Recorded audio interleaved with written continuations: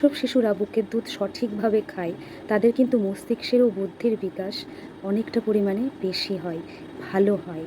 কেন বলছি? কেননা রিসার্চে দেখা গেছে যে অন্যান্য শিশুদের তুলনায় বুকের দুধ খাওয়া শিশুদের আইকিউ 5 to 8 আইকিউ পয়েন্ট কিন্তু বেশি হয়। তাহলেই বুঝতে পারছেন যে এই কথাটা কেন বলছি। শুধুমাত্র তাই নয়, তাদের চোখের দৃষ্টিশক্তি ভালো হয়, তাদের মাংসপেশির ক্ষমতাও কিন্তু ভালো হয়, তাদের মানসিক ও নার্ভের রোগ হওয়ার সম্ভাবনাও কিন্তু অনেকটা পরিমাণে কম হয়। জন্মের পর 6 মাস পর্যন্ত যে সমস্ত শিশুরা শুধুমাত্র মায়ের বুকের দুধ খায় এবং সঠিকভাবে খায়, তারা কিন্তু অপুষ্টির শিকার খুব কম হয় এবং পরবর্তীকালে কিন্তু স্থূলত্বের শিকারও কিন্তু হয় না। যার ফলে আমরা দেখছি এখনকার শিশুরা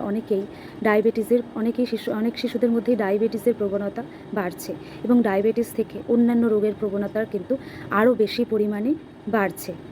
কেননা কৌটোর দুধ যতই কিন্তু দামি হোক, তা কিন্তু মায়ের দুধের সমতুল্য হতে পারে না এবং কৌটোর দুধ কিন্তু অনেক বাচ্চারা খেলে মোটা হয়ে যাচ্ছে এবং সেটাই কিন্তু ডায়াবেটিসের প্রবণতাটাকে বাড়াচ্ছে।